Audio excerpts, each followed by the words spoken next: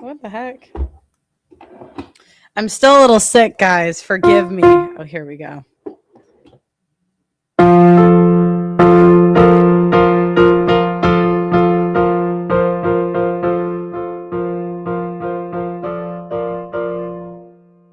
Oh, your eyes make the stars stick like they're not shining. Her hair falls perfectly. You know what's crazy? Even when this is like shitty piano, even when it's shitty piano, I get copyright. Isn't that crazy? You know, I used to do rap reactions, and it would be like whitest girl on earth reacts to Pooh Shiesty. And I stopped doing the music channel because it was just like I would just get copyrighted every other day, and I'm like, screw this. Black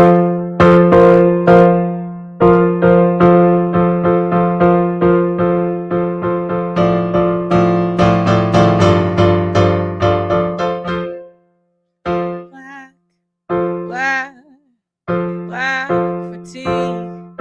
Shaniqua, please take out the weed.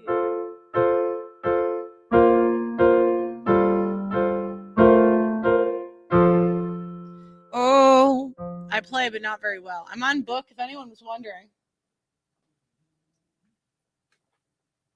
I'm sure nobody cares here, but I'm on book 2. I'm almost at the end of book 2 of piano. I have made it through 2 books in a year. I'm actually pretty proud of myself. I started piano a year ago. I did know a little bit about chords, like self-taught, but actually like lessons. And right now I'm learning to play an F scale. So it's kind of... You have to forgive me if I'm a little low energy tonight. I'm kind of sick.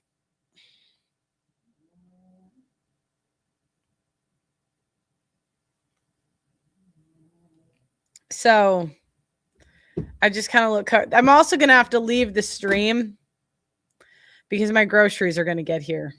I get groceries delivered. I am that bougie. I am. So.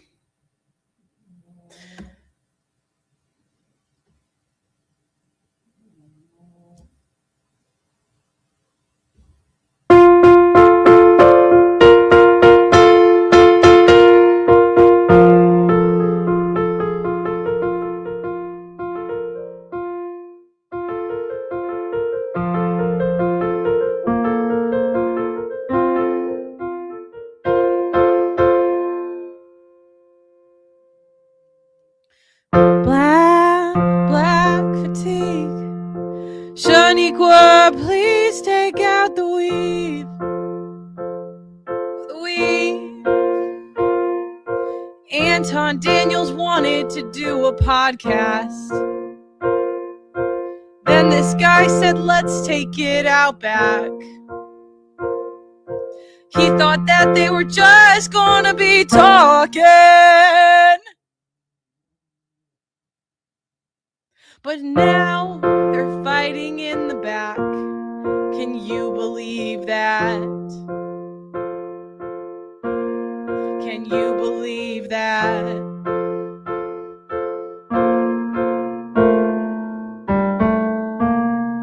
Did I hit that note? Did I hit that shit? Or did I not? Did I hit it? Did I hit it? Pearl, you're so disrespectful. I don't... Fuck, that was so bad. That one was bad. Okay,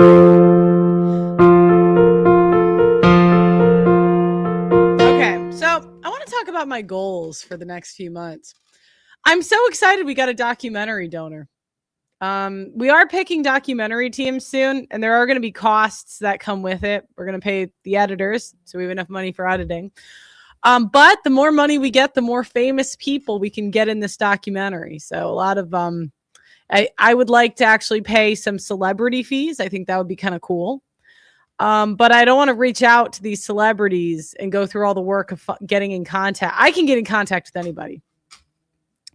But imagine like I get Brad Pitt on the line and they're like 100K. And imagine, and if I said, you know what, I have 100 grand, let's do this. So, you know.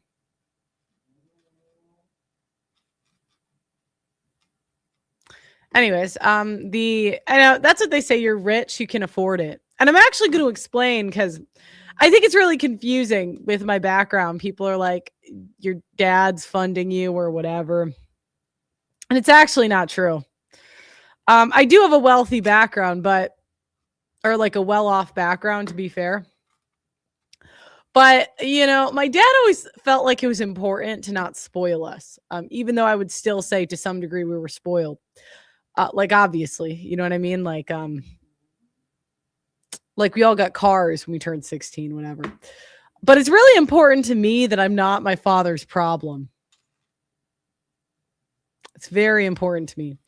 I cannot ask my father to fund these projects. I just cannot. I can't. I have to figure it out on my own. My father, I love him too much, you know. He just can't. I already am his problem to some degree, right? And I don't, you know, the less I can be his problem, you know. So I got to raise it on my own. So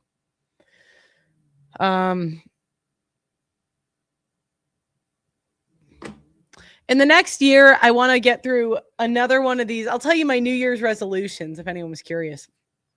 I don't think anyone cares, but it's weird because I talk on these streams and then people like they seem to care. Fuck it. Yeah, my dad says, "What's in it for me?" I say, "Dad, fund my documentary. It's called What's in It for Men."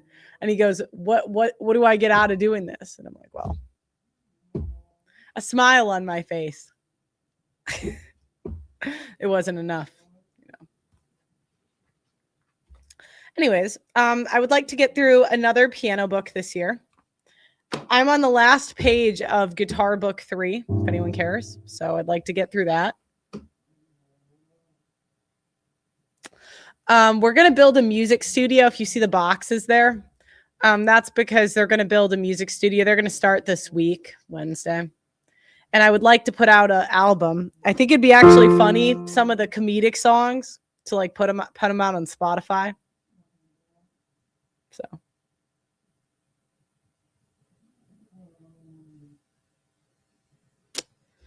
What else? The documentary I want to get done this year. That's a goal.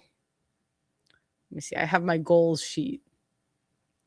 Although I always have a working goals sheet. It would be cool for me to be able to do the splits this year. I've been on a mobility journey because I am ungodly unflexible, like my natural self. And I really want to do the splits, but I think it might take me 3 years in total to do.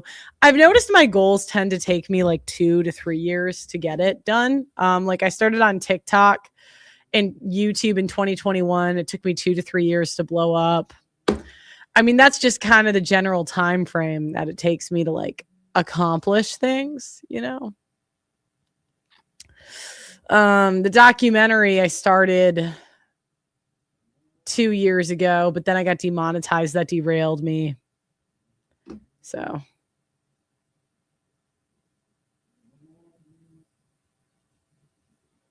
You want to see my best shot at the splits now? I think I put a picture on Twitter a few months ago, but I don't know if I'll have as much time because I want to write an album this year. I maybe want to get my t-shirt machine to work and start selling t-shirts. Oh, I have to try to sell you guys something. If you guys want, I'm going to put this link in the chat. I really want to keep this sponsor. And you guys aren't buying enough of the belts. And the reason I want to keep this sponsor actually is not really about the payment, like of the ads, but it's because I love their belts so much. When I get my groceries, I'm going to show you the belt. But, all right, wait, let me find. Let me get the link.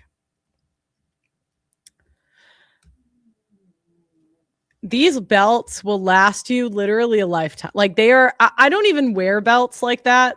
Like when I first got them, I'm like, I never wear belts. I found belts too annoying. Like, because if you eat a lot, you have to like go to the next loop. Half the time it's in the middle. Like it's so annoying. It's just another thing I have to remember, you know. Oh, here it is.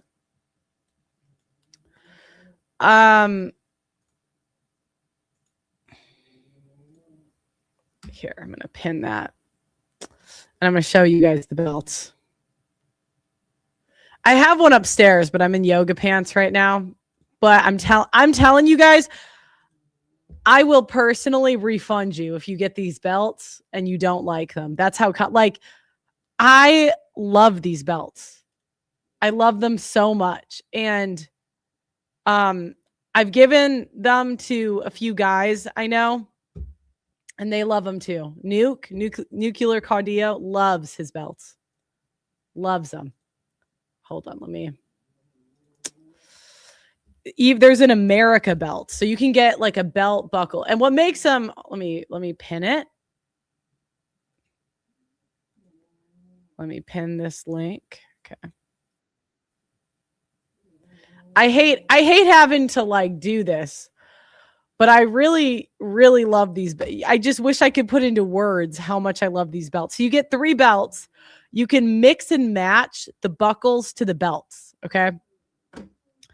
I know it's a little expensive. It's like $100 for belts. No, you don't understand.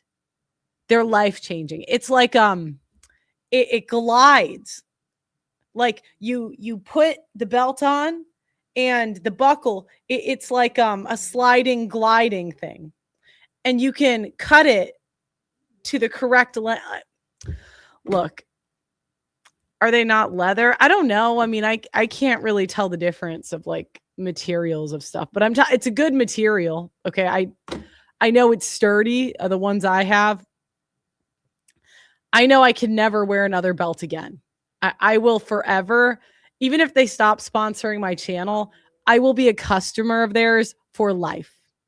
And so I really enjoy using products that like this is not even a sponsored ad. Like I have to do the scripted ones that I like put in the videos or whatever. But I just love them so much that I want to keep them as my sponsor because I love pushing products that I actually use. And like, no, if you lost weight, because that's a great thing. Like I've been losing weight and I can just glide the belt. Like you can keep the same belt. No, but then when you get 3 belts, you want more because you can mix and match the belts and the buckles. Yeah, so anyways, I'm done pushing. Oh, I do get credit if I put the link in the description. The link, let me see, is ansonbelt.com/pearl. Look, if you guys buy these belts and you really hate them, email me and I'll send you the $100 or whatever. Like that's how I feel about how good these belts are. I freaking love these belts. I can't even. I hope you can hear the sincerity in my voice when I'm talking about this. Like I hope you can hear like I love these belts. I love these belts. I'm like, please don't, because they said I guess my ads are underperforming, and I'm like, I guess they can't hear how much I love them. I'm like, this is the one product that I actually use. I thought it was sincere till I said that. All right, I don't know. If you don't believe me, you don't believe me. If you don't believe me, if you think I'm shilling, what am I supposed to do? But I'm telling you, like, hold on. Do you know what? I might have to text Nuke. On a scale of 1, can you? All right. How should I ask this question? Well, I could go get the belt upstairs. I'm in yoga pants now, so this just isn't the right. I can show you it though. Do you like the belts I got you?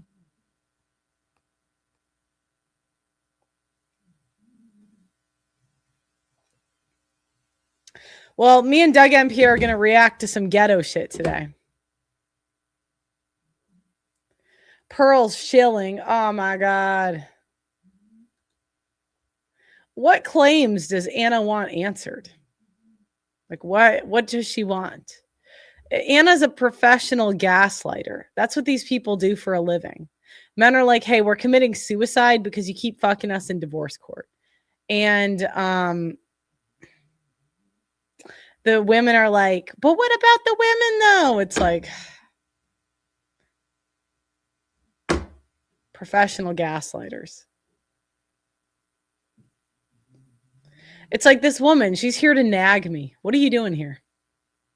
She said, "What am I going to do today? Go nag Pearl."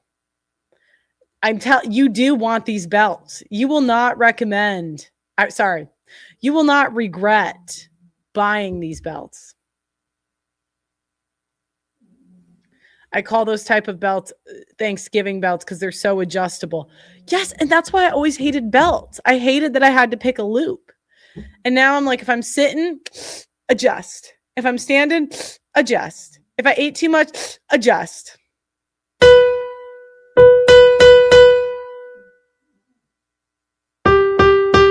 The urban landlord. Yeah, do you want to? I think you've called in. Anna is a professional debater. That's true. I'm not a professional debater. I'm a professional streamer or whatever the hell. I'm a professional woman, right? But that's what I'm saying. Those people, they create all these tactics to like look right, and they're very good at sounding professional. But that doesn't mean they are, right? And that's why she doesn't like people like me, because I'll tell you to believe what you see with your eyes. I mean, don't believe us. What do you see in your life? But they have more power when they can dictate reality. You want to call in? He rents to black people. All right. So for those of you that don't know, Pearl is black fatigue. I do. And I think this confuses people because I am friends with a lot of black people. In fact, I've been to a cookout in the hood. Cam Newton, for whatever reason, I did a collab with him a long time ago. And for whatever reason, they decided not to drop it.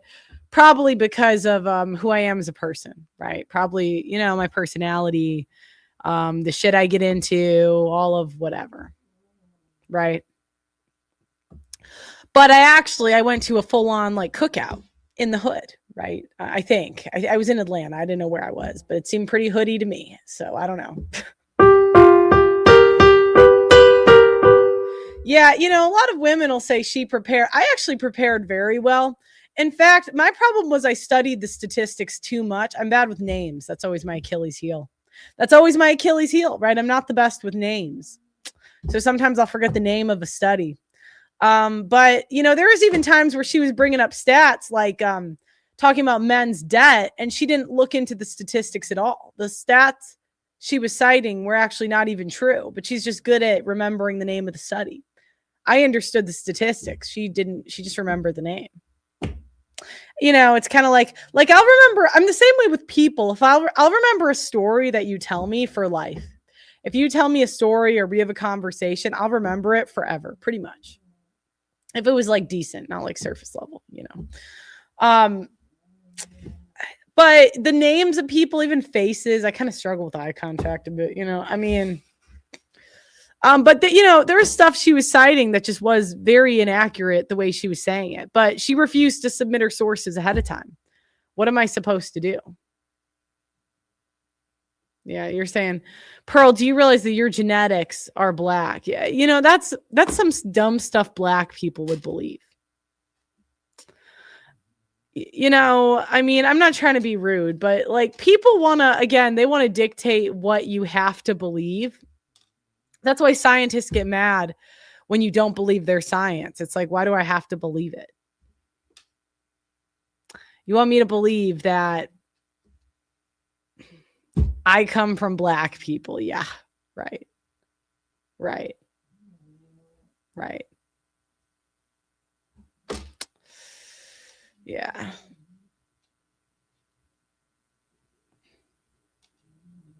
Yeah, see, this is what I mean.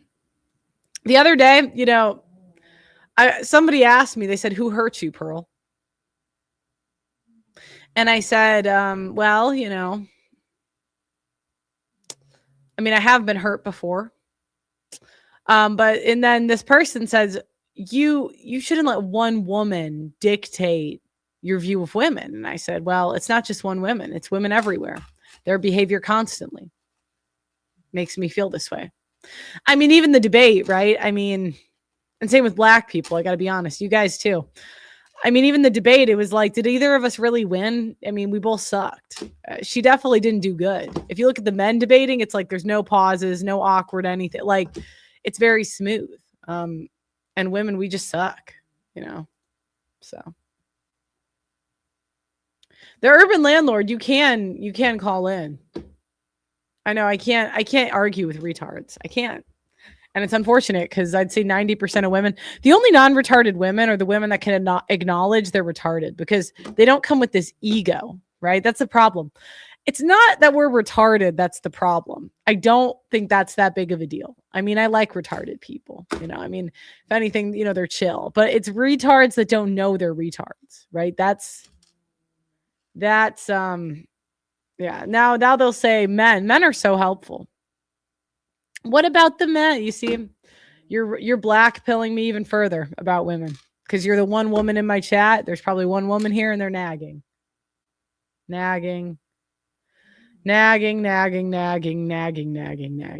It's just,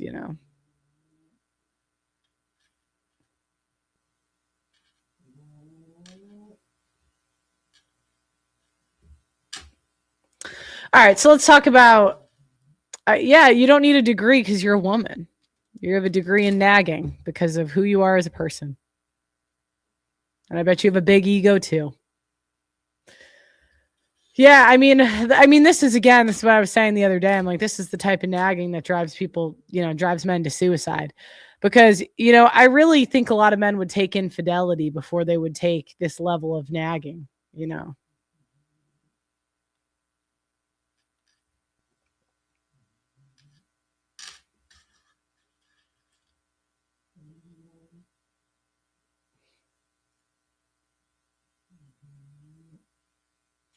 Who said I'm a woman? Oh, I can tell. Your personality did, sweetheart. Your personality. You know what I mean? It's like, yeah. I can tell based on how you're talking because you're so incredibly unlikable and annoying. And men aren't really like that. Yeah.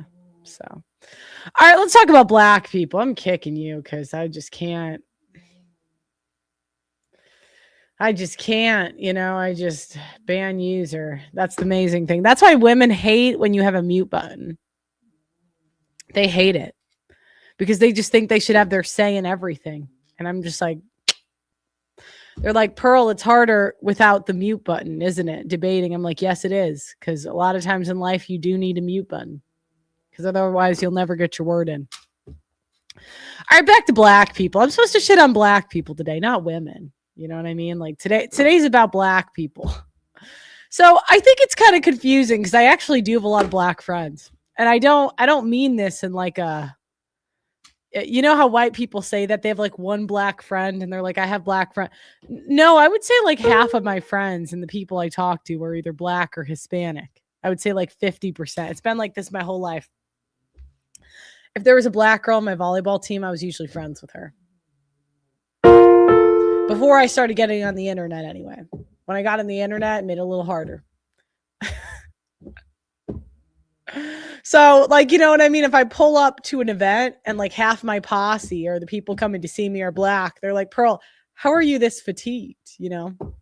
I'm not a one-dimensional bitch, okay? I've been to a cookout in the hood, as I was saying. Cam Newton never released our interview. Don't know why, but he did invite me to his cookout, and I got MVP of this cookout. I got the game-winning touchdown pass, or touchdown, not touchdown. What do you call it? Kick at this cookout. I mean, I've worked with black content creators at this point for years. My staff at one point was 100% black. And I'm still fatigued of you assholes, and I say this in a loving way.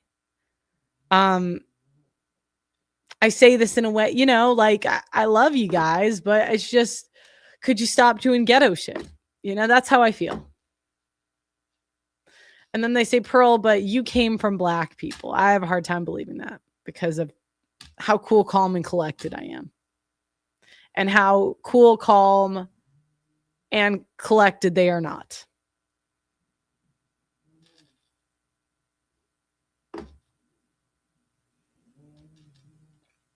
Then they say, oh, we invented everything. I don't think you guys did.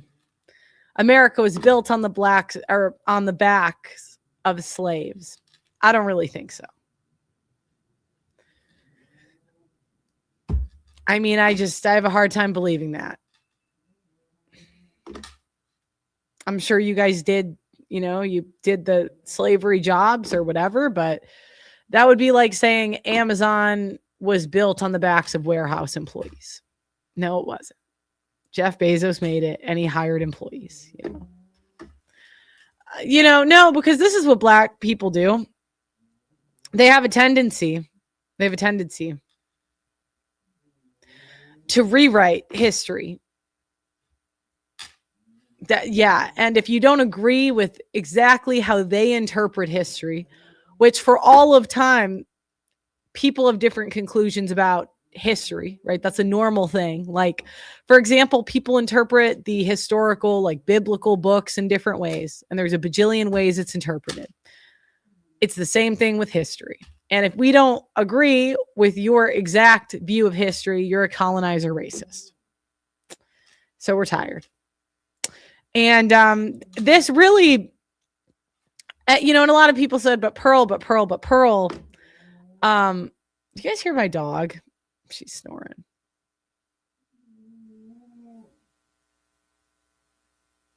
But Pearl, white people can't talk about this. I just don't care anymore. You guys have fatigued me. I used to not talk about this.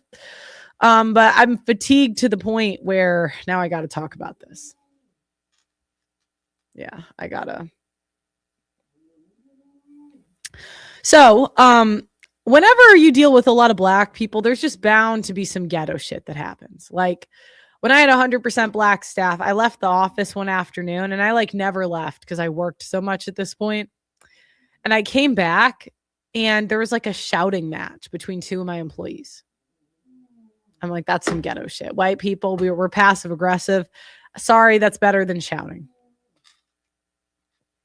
It really is. Then I worked in a copier job and the Black guy at work called fax lines.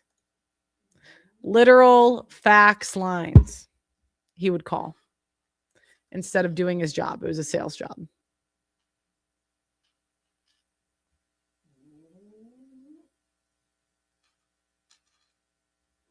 What were they fighting over? It's always the same It's always the same bullshit. Disrespect. When white people feel disrespected, we just walk away and deal with other people. That's how we do it. So when Anna was doing some ghetto shit, I just get quiet. Maybe I could use to get a little ghetto in me. Maybe I need to. Maybe I chat. Notice how she can't. Yeah, that's the other thing Black people do. They say things that are obviously nonsense. And white people, I want to be honest with you guys. Again, white people, we just ignore it. We just kind of walk away. So when Black people come to us with some stuff that's just obviously not true, they want us to take time out of our day to dispute something that's just obviously not true. And we don't need a study or a book or whatever bullshit to convince us because we're just not dumb, right? And they're like, oh, well, you can't refute my claim. And I'm like, well, it would just take more energy than I'm willing to spend on this because you believe stupid things. It's like, do I want to spend the next 4 hours convincing someone if the moon landing was fake?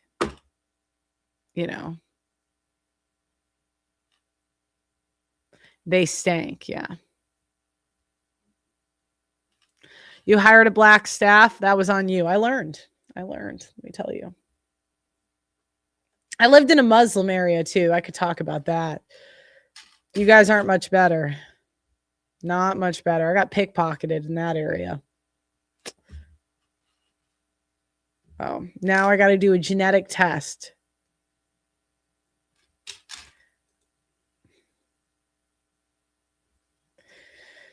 Fatigue, right? So then I get hired to do an episode with Brittany Renner and these two other Black women for this show.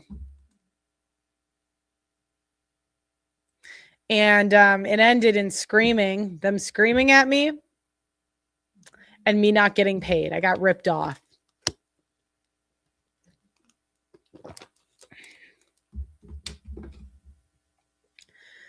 It's called fatigue.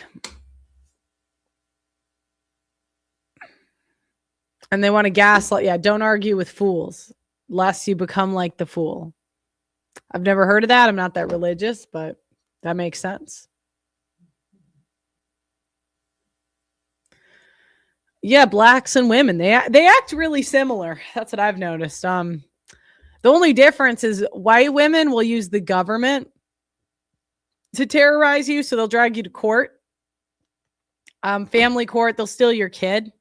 Where black people will shoot each other, and the men might shoot a bitch, you know. Does the landlord want to call in? Are you on email? Just pearlythings@gmail.com. Are you on Instagram, Twitter? Blacks use the government too. I mean, you might know more about black people than I do. I just meant, like, black people don't generally have money, so white women just will do a different level of stupid shit with money. Like, they're the ones transitioning their kids. They're the ones doing expensive court cases for no reason.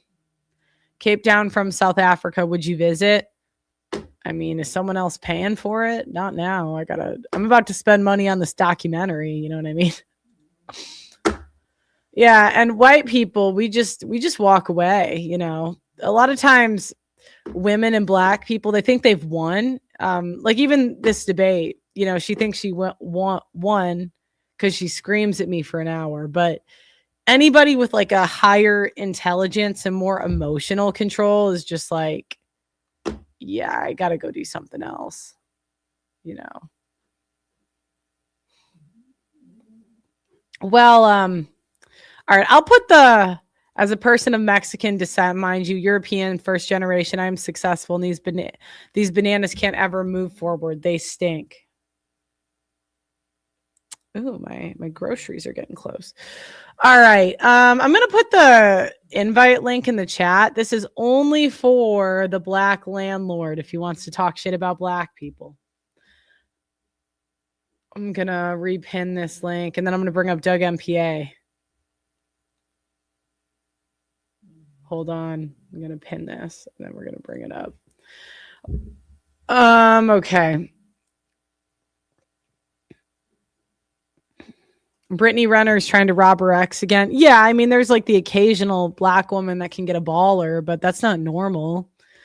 I mean, like 80%. I mean, like, one, look at all the snow bunny pictures from all the athletes now. Two, 80% of black women are fat. So that's not really normal for them to get ballers, because the first thing you have to be is thin. So, all right. Doug MPA, welcome to the show. Hey, can you hear me? I can hear you. How are you? I am fantastic. I love this topic. I love this whole interaction, and I knew that this was going to get covered a lot, and I'm glad you're covering it. Oh, I need to put the link in the signal so I can put it on screen. Can you tell me who this other YouTuber is? That was actually part of the reason I wanted you on today, because I don't know the lore. Like, I don't know who the other one is. I've never heard of him. Not Anton, obviously. I know Anton. Okay, so Corey Holcomb is a comedian. Okay. And he does give based talk about nothing. I tell you what, watch that fucking shit, because that'll go. Wait. wait, I get some. Um, he does give base takes on women, and some he kind of has a Kevin Samuels kind of viewpoint on like women and stuff. He calls out Kendra G. He calls out all these single B dubs and stuff like that. Um, but um, and he's also one of those people. He operates under the auspices of being a comedian, so he says all sorts of crazy stuff, and he's kind of uncancelable because he's a comedian. My only problem with Corey Holcomb is that he's too pro-black.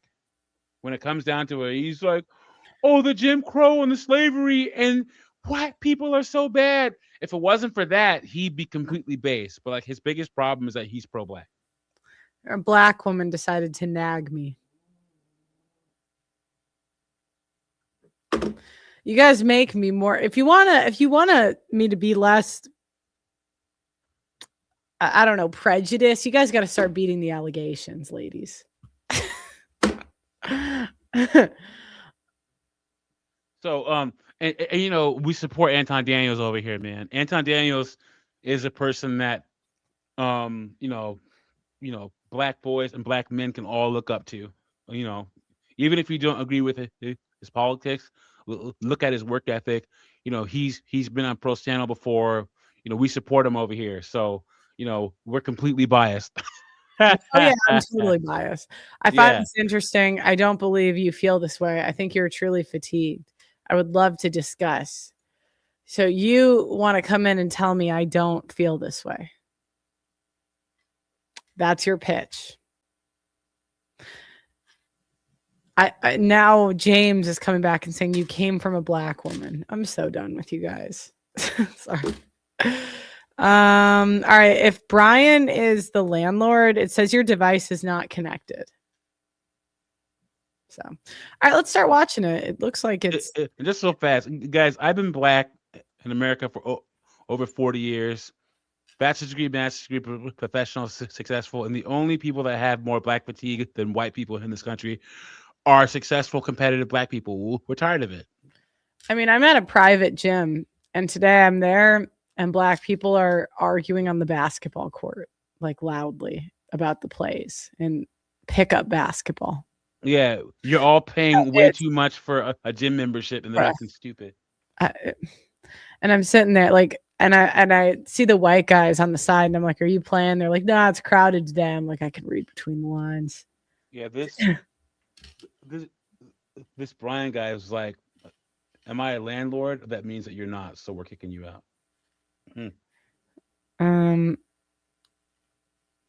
I don't think Jay is going to be the landlord. Are you the landlord, Jay? Nope. All right, this not for you. No, we wouldn't mind you playing basketball, but it's like if there's ever somebody that's bitching too much about like calls or whatever and just getting overly emotional about it, it's always a black person. Where the white guys are just like, whatever, you know. And that's kind of how white guys are, you know. And let me tell you, I support Portland no matter what. And Anton Daniels, myself, guys that reach a certain level, we just don't get. Like, I've never heard Pro say anything that I would find offensive. Sorry. And when you reach a certain level, you'll get to where I'm at. Guys, I'm telling you, keep your head down. Get to 35, 45 years old. Get a highly valued skill, trade, or education. Achieve something, and you'll be just as fatigued as I am and Pearl is. Sorry, I'm testing a few different. Okay, I guess this is the best one. All right, let's watch this. I'm like, but even the fact that this broke out in a fight, I'm like, that's just classic. White people will disagree. Black people. I'll preface this by saying, this is just like the Will Smith, Chris Rock slap. The worst part about that, Pearly, was that those are supposed to be two of the best black men. Will Smith, not so much, but like if you look at his, now, but like if you look at his overall body of work, him and Chris Rock, Will Smith is worth like $400 million. Chris Rock's worth like $80 million. And the only group of people to ever have commit an act of violence at the Oscars, 100-year history, are two black guys. You know how much that pisses me off? And this is another example. These are two successful men on YouTube, two black guys, and they're going to get into this. Come on, man. I want to know what black is. That's the other thing, the gaslighting. We all know what it is. It's like a debate tactic. Tell me the definition of this. It's like, I don't. Your profile picture versus my profile picture. Like, bruh. But what about this one person that looks like a different race? Fuck you. Like, what about this one obscure person that looks white but is black, or vice versa? What is race? Oh my God. Yeah. It's like, do you understand how unlikable you are? Just not likable. Likable people don't do that. It's not my pitch. I honestly think you're tired of caring, and I understand your perspective. I bet you do if you know a lot of black people. I bet you do. Yeah, do you see when she goes down the rabbit hole? Exactly. So an Indian person is black, and Native, I'm confused. Okay, well then you're just retarded and I can't help you. So you're not helping the case. Go ahead. Before we get into this, like the video, subscribe if you haven't already.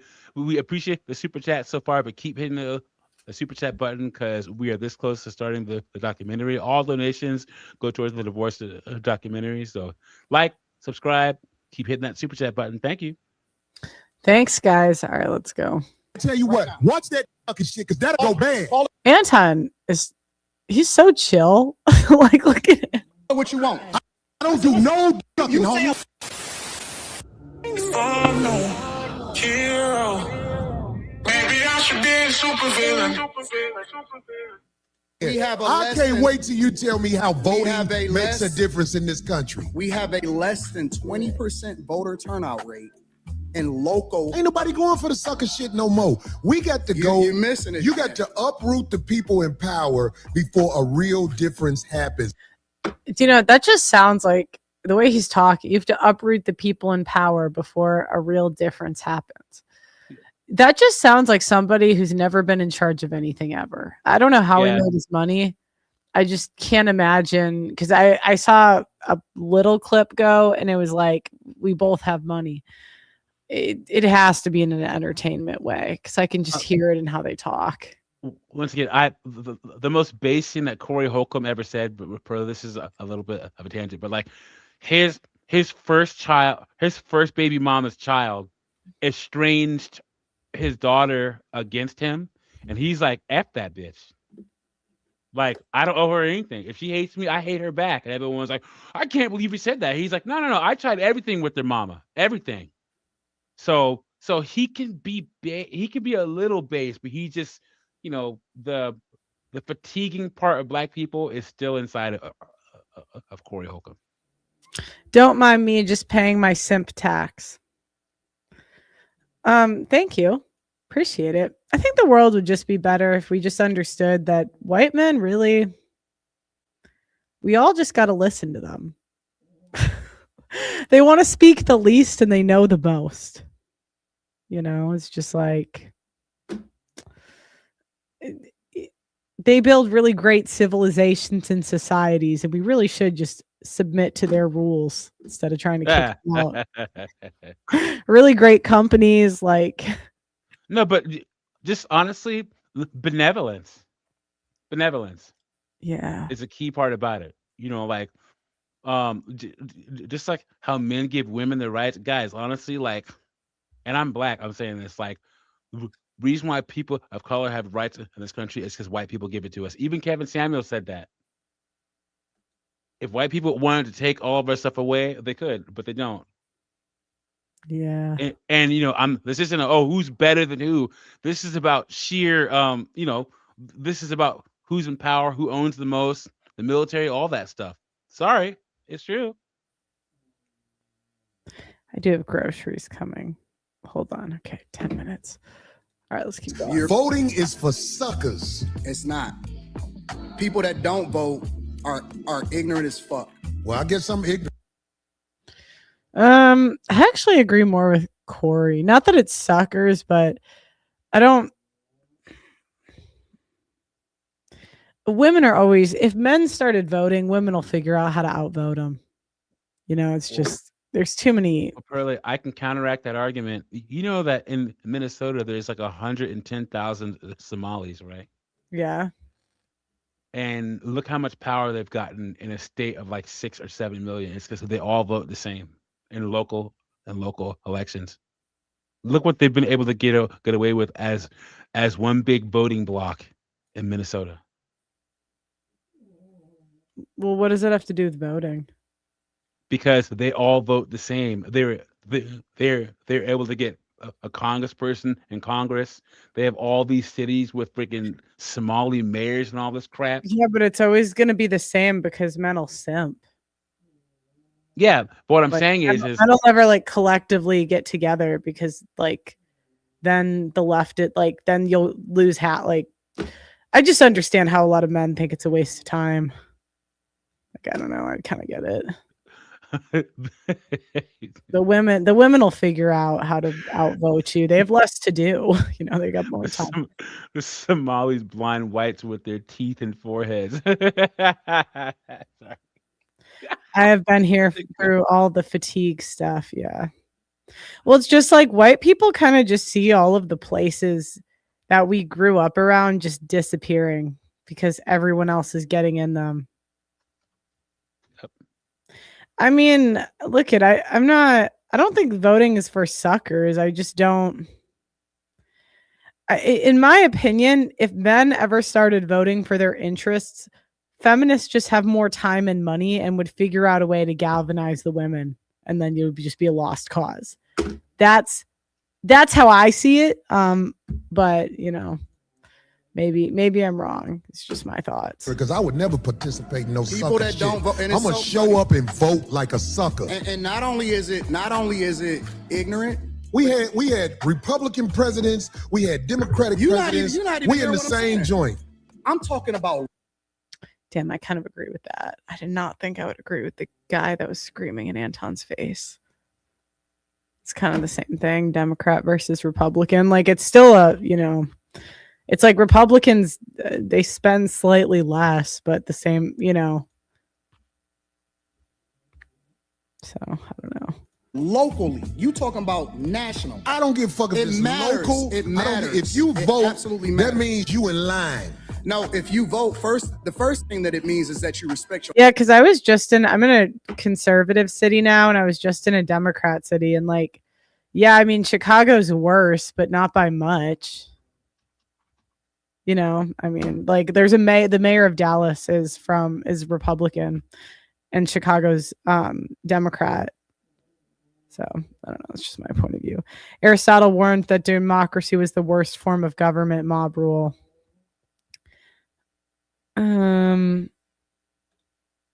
Okay, let me keep going.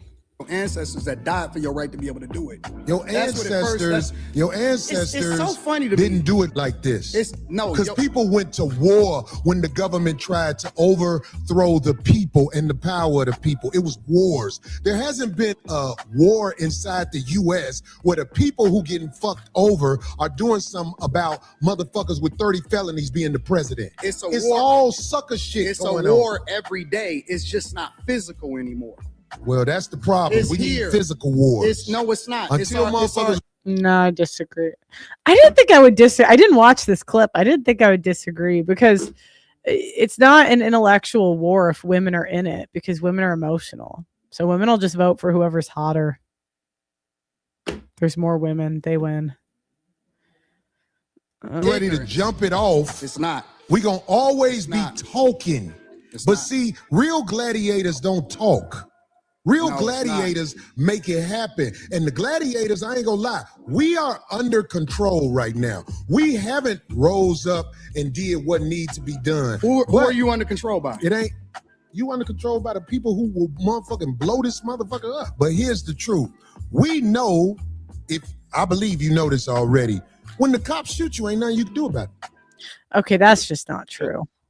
Okay, that's well, all right. That's just not true.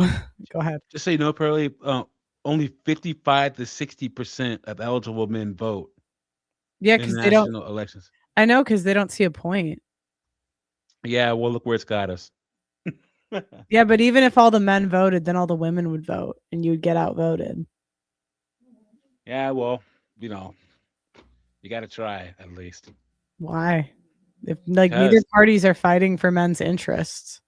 yeah, but there are ones that are blatantly look, man. Like only one party is talking about transforming kids, though, man. So Like there's women's interests, men's interests, and then everybody's interest. You got to vote for people that aren't for everybody. You got to vote against people that are for sheer insanity. You know what I'm saying? I mean, yeah, if you get anything out of it. But like, what do guys get out of it? I don't know. I I think mean, that we like should even all vote and find out. Texas is a Republican state. That's where the guy had his kid transitioned. Like, you Yeah. know, the story I interviewed, it's in a Republican. Well, you know what? I want to see one election with a 90% male turnout and see what happens. Because all you can do is just see what happens. Right now, we've never had. I mean, maybe in the past we have, but like in recent history, we haven't. I want to see what happens when like 90% of men vote. You can speculate what would happen, but let's see what happens. I mean, yeah, but I'm saying like men naturally do things that they get things out of. So if men aren't doing it, they've weighed the like benefits and the cost. You know what I'm saying? Like they naturally do that. So I'm not gonna argue with you. Yeah, like if they got something out of voting, they would do it. Like that's why Nick didn't vote for either party this election. So he was like, why? Like, do you know what I mean? Like if neither party is representing men, the only way you get the party to like pay attention to you is if you like take your boots and to walk away. Yeah, that's true. Yeah, you go, and then they say, "Well, come back," and then you say, "Well, give us X, Y, and Z." Okay, landlord. I put the link for you in the chat if you wanted to talk about your experience. It's not for anyone else. I see other people trying to come on. It's just for the landlord guy. Oh my God, this is so crazy. Do you think that's wrong? What I said? This is so insane. Is that what I said? I said when the cops shoot you, ain't nothing you can do about it. Is that a lie? This is so insane. But you didn't answer it. Yeah, that's just not true. That cops can just shoot you. I mean, there's so many regulations now around like even being a cop. I had to do a simulator once where I had to decide. I sold a copier to like this place that does cop training, and then I had to pick if oh, you're in the back. Which one are you? I had there's a few people, so just tell me your username. Oh, it's you. Okay. But I had to pick if I would shoot somebody or not, and damn, you get like a second, man. That is not easy. I got shot like 3 times. I was like, no. Yeah, and here's the thing: you're also like a woman. Remember what Andrew Branca said? Female police officers are real quick to pull the trigger, a lot faster than men. So, not me. I got shot like every other time in the simulator. What's going on, John? Hey, how's it going? I'm good. How are you? Oh, I can't complain. So you have a story for us? Oh, still one story. What you want to start? I've been landlording with blacks. I've been dealing with blacks for probably all my life, 40 years, give or take. Housing them, cleaning up behind them, dealing with them in every manner, most personal nature. I have to almost segregate them. Like I can't have blacks and whites living together. To be quite honest with you. Oh my God. For their own good, for both of them. Tell us how you come to this conclusion. Let's go. Man, here's what I say about black men. I'll start with black men. Black men they spend a lot of their time and energy on women. So they're going to have a lot of women in and out of the house, and then there's going to be the conflict inherent in all of that. So that's just one issue.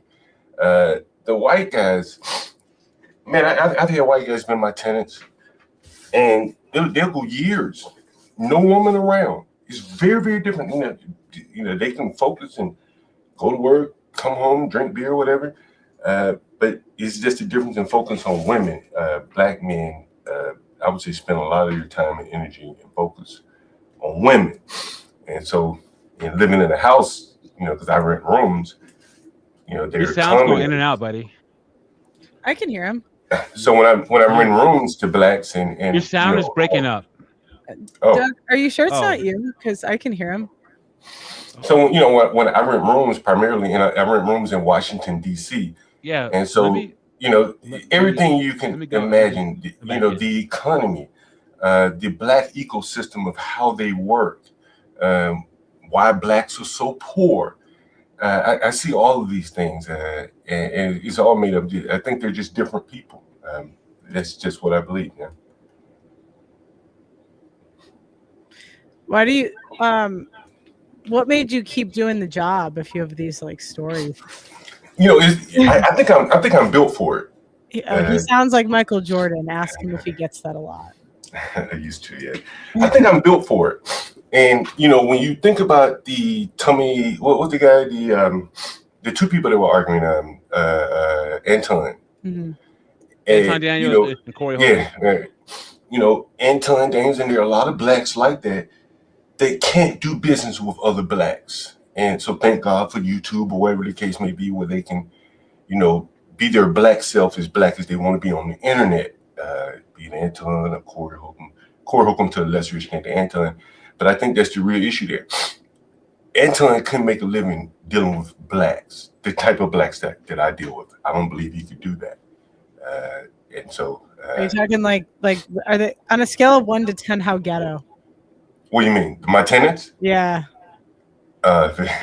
They vary. Like like a 12. Okay, just everything is on steroid with blacks. For instance, sexuality is one of the things that's really on steroids. So a black homosexual is going to have a lot of partners. As an example, these are going to be mostly dysfunctional relationships. So these things are going to come into the home. He's sleeping with multiple men, and he's gay. And then these are men, so they're going to be fighting with each other. The gay white man, at least I haven't seen those type of things. Same for the black women. They're a little bit looser than other women. So they're going to be sleeping with a lot more men.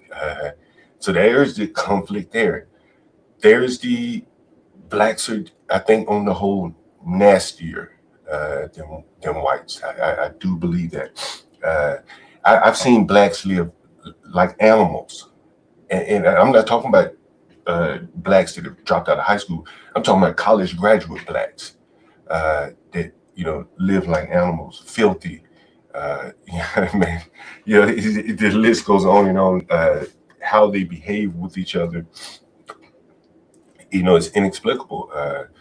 And education just doesn't seem to solve these things to me. Yeah, I've seen. I think there needs to be more class separation amongst black people. Like I hate the fact that you literally see the mayor in the same barbershop as the local drug dealer. I can't stand it. Like educated, successful, ambitious black people need to build communities away from the poorest versions of us. But we just have this thing where it is, no matter how high you go, you still got to identify with the hood and all this crap. I can't stand it, man. Well, a lot of it is fake. You understand? Like a lot of their jobs are make work jobs. I've seen it, teachers, government attached. Hill, Anton Daniels, he worked for the University of Michigan. And there's nothing wrong with that. But a lot of the black employment is really centered around the government or universities or some other type of make work scheme, and that causing them to think that they're smarter than they really are, because a lot of these jobs are paying them more than they should be getting paid. So then that causes another problem, and it's just on and on it goes. But just the way that they live is something that I don't think white people can wrap their minds around. So you're saying Did you know that before Joe? So you're saying that a lot of them are employed by like universities and the government, and so they get overpaid in those positions, and that inflates their ego essentially. Yeah, these jobs are primarily going to overpay them, and it's going to have job stability relative to, say, the private sector, where, if they're laying out of work or if they're doing this misbehaving, it's a little bit quicker path out of the door. But the blacks who tend to root in the government and in those government-related jobs, and someone said that's the whole DMV, yeah. And so God, yeah. you get so you get a very, very interesting kind of, perspective on the blacks, because you can't fire them, and they're making a lot of money. So now they think they're smart as hell, So that's the interesting part. You know that before Doge came in, 13% of federal employees were black women. So literally like 1 in 9, right? And then of course Doge cut all those DEI positions, so now it's down to below 10%. But yeah, 13% of the federal workforce was black women, bro. What about like educated black women, like that are maybe a little bit more higher class? What jobs do they tend to work? I mean, no, but you meet them in the cities a lot. Like they're not like hood, I mean, there might be hood that like comes out of them occasionally, but like they don't, what type of, is it usually education roles that they're in, or? Yeah, it's still going to be tangentially related to the government. Maybe they're teachers, the hospital, that's kind of government as well. They could be nurses, they could be all that kind of stuff. Your government consultants, whereas, again, I was a software developer. I am a software developer. So I've worked in government over the years. I've worked in private sector. I didn't see a lot of blacks in private sector. In the government, you would see a lot of them. I'm not sure what they'd be doing. They'd be consultants, but I'm not sure what they would be doing. But very few like hard skill tech jobs, software. Yeah, I could tell you, HR. HR, program analysts. Some kind of general job announcement where who knows what the heck they do. But HR, program analysts. Unfortunately, contract specialists. Just stuff like that. That's what they end up doing. So when it comes to like sex, like promiscuity, you were saying, it's interesting because I looked up the STD rates by race, and no matter where black people go, they always have higher STD rates. Like it doesn't matter if they're black people in England, they're black people in America, they're black people in Canada, they're HIV, gonorrhea, chlamydia, like herpes, whatever the STD is, you name it, like it's significantly higher. I've had many of them with AIDS. What? I've had many of them with AIDS, HIV, AIDS, whatever the hell. Once you cross the T cell count, you got AIDS. That hasn't seemed to slow them down, from my experience. That DC is very unique in that once they get the AIDS, at some point they can still get welfare benefits and still work and make money. I think it's different from most cities. Like men or women that have AIDS? Primarily the men. That's mostly what I've seen is the gay black men. How many people are going in and out in a given week for like give me like a promiscuous tenant versus a more normal tenant? Because I've always said that the only people that know how promiscuous people are being, because everyone's going to lie about that, are the landlords and the doormen, because they say who's coming and going. I'll give you a very good example, and this is why blacks have so many problems. So I had my cousin. I brought him up from Alabama. He was working with me, and I rented a room to a lady. She was a little slow. Maybe she worked in a grocery store or something. And so there was another guy that I rented a room to, and he was slow too, low IQ, what I'm referring to. So they were messing around with each other. I can't remember if they were a couple coming in or what, but they were messing around with each other. My cousin, he's a little low IQ too. He started messing around with the girl because he had a government job himself. He was driving the bus. And so this is what I'm saying. Like, these people were living in the same house, and this woman decided to sleep with 2 men in the same house. This is why blacks have high murder rates and things like that. You can't have a woman that loose and have peaceful communities. You can't have a peaceful household. And I've never seen a white woman do that in my houses, and I rent to white people. I've never seen anything like that before. And these guys were, fighting at each other, and then she eventually got a restraining order put against my cousin, so he had to move out of the house. And then it's just conflict after conflict with the blacks, and just loose women, and they're available to everybody, and the problems arise downstream.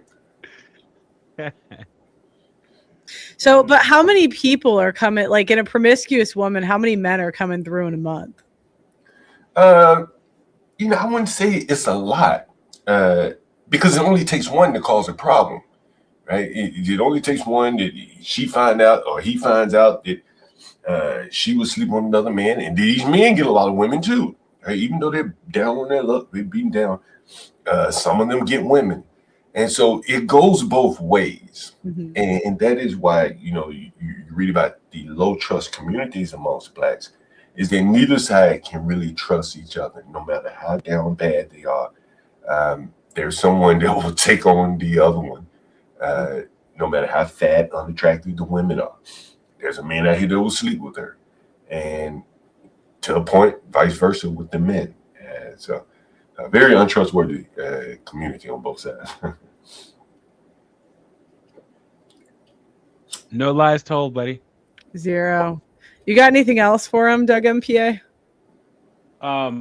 So do you see in your tenants, because there's this push for black women to try to get white guys. Have you ever had a tenant that's like a black woman with a white guy? Yeah, the last black fatigue panel I did, they said I was jealous because they're stealing our men, I guess. I didn't even know.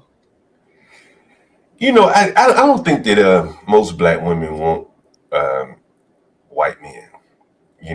Somebody's going to have to give a little bit of themselves, because these people are so totally different. By and large, there's some extremes, but it's just my opinion, man. Blacks and whites, the way we talk to each other, the things we're interested in, the music, like I'll have blacks move in, and they'll say, "How loud can I play my music?" That's the first question they ask you. How loud can I play my music? So everything is kind of oriented differently. Whites never ask these things. Blacks do. Blacks watch a lot of television. They have to be entertained in ways that, say, white people do not have to be entertained. They're just a very, very different people. Very, very different. Because I have seen kind of an uptick, especially with the younger. But I've seen younger black girls who are actually kind of attractive with white guys. But I just think I don't understand, especially in this current climate, like why, because these women, they don't understand. A lot of white guys will sleep with a black woman, but they won't commit, marry, and have kids with a black woman. And they have a rude awakening coming when all these guys they're with right now make the decision when they want to have a family to find themselves a white guy's going to drop the black woman and find a white woman to marry and have kids with. What do you think? I think they're emotionally incompatible. Like, think about black women in their hair, right? They're very self-conscious about that around white people. She's got to get up and burn her hair, smoke the hair every morning, whatever the hell they have to do about it, rolling that shit up. They don't wash their hair the same way white people do. So there's going to be a residual smell that's going to, build up at some point. These are all things that are very real. As a black man, you roll over, you smell a head that's a little rank, you turn the other way. But as a white man, you don't have to deal with that. And it's not to say that all black women don't wash their hair on a regular basis. But by and large, if they have a perm, they can't wash. They have a weave. They can't. They have a weave. 2-3 months without washing their hair, bro. And white guys are very low maintenance. Like, they do not in general, they don't like high maintenance women. So I don't know, a girl that's gonna take a long time to get ready and can't just go places, I just think would annoy them. I don't know the protocol with their hair or whatever, but if it's long and tedious, it's gonna annoy them. Well, it's never gonna be long and tedious, typically. Oh no, I don't know. It's gonna be, if it's long, it's gonna be weave, and that's gonna make it tedious, because to get that fake hair to kind of get in line with the natural hair, I think. Yeah. And that weave will cost you, guys. It'll cost you. Add that to the monthly maintenance that she's gonna expect you to pay each month. You know, Pearl, I did want to ask you too about the whole the Anton Daniels guy. I'm not very familiar with either one of them, but from a black person perspective, I found it interesting. I'm curious to know how you found it from a white person perspective. You as well, Doug. I mean, like, so far, I mean, I like Anton. I've been on his show before. This conversation, I just kind of, when I saw it, was just like, well, this is some ghetto shit. They just are going to start fighting. Well, why do you think Anton went on there with the other guy, Corey? Why? Oh, I don't know. I don't know Corey's stuff too well. Maybe Doug MPA could. Yeah, answer that. yeah, because Corey Holcomb, he's a nationally renowned comedian. He has a really big platform. Oh, It could have been a mutually beneficial situation until this whole thing happened. Well, if you know black people, you knew that wasn't going to happen. I'm gonna run one other thing by you, brother. So, like, I gotta get my groceries, Doug. I'll be right back. You guys carry, okay? So I always say that the biggest difference between like a business that says that they're black owned right off the bat is a red flag. Agree or disagree? Yeah, I agree with that. Yeah. Okay. And now here's my reasoning why. Right. The reason why they tell you that they're a black-owned business is because black-owned businesses. Every other race's businesses, their goal is to have a quality product, quality service, and to thrive. Yeah. Black-owned businesses, their only goal is to survive in their existence, and that's it. Like, and I think a part of it, because the people are so poor, right? You just hang on by threads. I think part of it is, and I was talking about this earlier. And I had a guy, who's an Asian guy in my audience, and he was saying how liquor stores and convenience stores. I just came from the convenience store, liquor store, and those are the most profitable businesses in the black community. yeah, Right. Mhm. It's the most profitable. There's no Microsoft. There's no software companies with high gross margins. The most profitable ones are check cash and stuff like that. By and large, the Anton Daniels of the world can't go down in the ghetto and do business like that. Right. So those businesses, the best businesses, are ceded to the foreigners by and large, the ones who will stand behind the bulletproof cage Yeah. or whatever. Right. And so what else is left for the blacks in their own communities? More or less jobs that are more or less funded by the government, daycare centers, things like that. And so for a guy like Anton Daniels, who's not going to do that, he's not going to be, running a daycare center. He's left to go on to YouTube if he's capable, and clearly he's capable of going to YouTube. But Corey, he can kind of appeal to the blacks, so he can still do comedy circuits, kind of like the Chitlin circuit of sort, to still kind of keep it real with the blacks. So it's two different people. Yeah. I just think that the biggest difference between Anton Daniels and Corey Holcomb, Anton Daniels' channel isn't seen as just a black channel, though. Like, you don't get to 1 million subs being a black-only channel, whereas Corey Holcomb is like a black culture channel. Understand what I'm saying? Yeah. Platform. So Anton has more mainstream appeal than Corey does. Yeah, and I think that is what Anton is very good at. Him painting himself as a businessman, I think that's kind of where the problem kind of comes in to me. Because How so? Because he doesn't want to do what I do. Trust me on that. He don't want to deal with these blacks. Most blacks don't want to deal with these blacks. They don't even want to live around them. But Anton got his money from the housing market and like investing in properties and selling properties and stuff. Is that where he got his money? Yeah. I wasn't aware of that. That's what I saw that. I know that he had a death in the family apparently, and he's working regular jobs. I looked at his resume on LinkedIn. I was curious myself because again, he billed himself as a software developer. I listened to him have a conversation about technology. He didn't sound like a software developer to me, and he's working jobs. It didn't seem like software developer type jobs to me. And then I read that he had a death in the family, a workplace death, his father. And then he trains into a restaurant and all these type of things. That seems to be where he kind of got into business. And again, I'm not taking anything away from him because he's done very well for himself.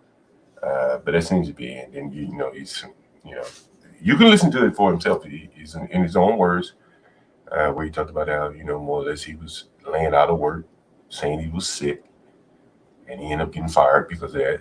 These are things he said, and that type of mentality is not going to build up a business with physical assets. Talking on the internet, stuff like that.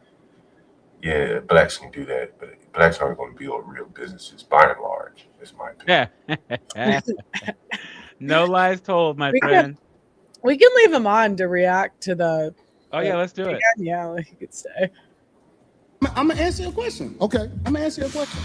It depends on the circumstance. And the interesting thing about it is this: the majority of the people, because you like to use a blanket statement. That's like me saying all black people are stupid. Well, have you said all white people stupid? No, I'm talking about We've invented like everything, so I don't know how you even could. It's like, what more do you want? Just say that one time. I'm talking about because cops. it's easy to say all black people are stupid as an example. Say something about the white people. No. You're not. I don't think you got people all the time. Well, I didn't hear you. Can you tell me? Because I talk don't about know. liberal I hear white you men talking about literally before he being. drops the ball. Like this whole listen to this is why I keep saying he's too pro-black for his own good. Go ahead, Pearlie. Yeah. Well, it's like white men they're so nice. Like they're always so helpful, so useful. I mean, this doesn't hurt. He's like, say something bad about white people. I could say bad stuff about white women, but white men, not really much, to be honest. They're always really pleasant, really helpful. They're pretty nice. Or they're brutally honest. Yeah, I mean, yeah. Sorry, what were you gonna say, John? I was gonna say this doesn't hurt Corey. From the standpoint of, Anton. He wants Anton to talk about white people. Corey, his audience is black people. I think they're coming from two different angles. Corey makes his money going out talking to black people, almost exclusively, I would imagine. I don't know a lot about it, but that would seem to be the case. The biggest enemy of the United States of America. That's the thing I say every single day. Caucasian female, the biggest enemy. Literally, white liberal women are the worst thing that ever happened to this country. What about their men? But we gonna get there because you keep trying to get me to qualify it by participating and joining in on the core. I think you're doing what's easy. No. I'm doing what's real. I think you don't want to go against them because if you go against them, it'll be some video of you going against them. And when I say them, I'm talking about your boss. I don't have a boss. We say that. We say that. But here's the truth. I don't have a boss. It's a reason you go after black males or black people quicker than you will go after white males. What are white males responsible? Nothing. I gotta be honest, not much. There's been a lot of nothing. Look, invented everything, made the greatest civilization on the planet. Do a good chunk of the infrastructure jobs in this country. Yeah, not much. No. In this country, as very little crime. The biggest demographic in the military. Yeah, it's like, what more do you want from white men? White women, look, I could talk about white women. I mean, I could talk about these fake Christian women. I really could go on, but white men's biggest gripe is that they're too nice, too giving, too generous, too accommodating. I'm an equal accountability smoke giver. I talk about everybody. I'm just saying, I ain't heard you talk. No, but equal accountability. Like, you can't have equal accountability if people are unequally doing bad things. Do you know what I'm saying? Like, if black people are committing the majority of the crime, white women are like transitioning their kids, and white guys complain is like, what are they doing? It's like, you can't have equal accountability if they don't have equal, sins against humanity, crime, whatever you want to say. So. Talk about white men. Well, you since ain't been listening. up here. You ain't been listening. You ain't been listening. I've been listening to you. No, you haven't. I hear you don't taking have, the. You don't have the capacity to be able to listen because you're too busy. No. You got me wrong. You too busy. My capacity, Because if that's the case, that you just criticized, that's an opinion. Here's the fact. Have you said something about Caucasian males and how they Absolutely. destroy this You know, nation? I think that's really what Corey's gripe is, and that's really what distinguishes the two. You know, Corey wants Anton to give it to the white man. Anton will give it to the white liberal woman. But he can't give it to the white man because that's the white man that allows him up on Fox News and wherever the hell Anton makes his mainstream appearances. Corey's not worried about that. He's not making these mainstream appearances. So he's like, hey, man, join the fight with me and give it to the white man. I see you'll give it to the white woman. She's easy. But give it to the white man. And Anton's unwilling to do that, it seems. I just don't even know what you could really even complain about. Joey, it's probably a lot from Corey's point of view. Yeah, maybe from his point of view. It doesn't mean he's right, though. It's like they do the majority of the infrastructure job. They pay the majority of the taxes. It's like, what more do you want? Yeah. Women are a net tax loss. Pretty sure so are black people. Yeah, pretty sure. I don't want to be quoted on that, but I'm fairly sure they are too. If you look go ahead, I'm sorry. Like if you look at the benefits that they take from the government versus how much taxes they pay, like women and black people are a net tax loss, where white men pay the majority of the taxes. So it's like if they're doing all of the work and yet we're still complaining, it's like, what more do you want? You think either one of these guys live around blacks? Corey wants Anton to attack white men. Do you think Corey lives around blacks? I think he lives in LA or somewhere, right? I don't know anything about this guy. I'm just saying, if you had to guess, do you think he lives around white people? Or black people?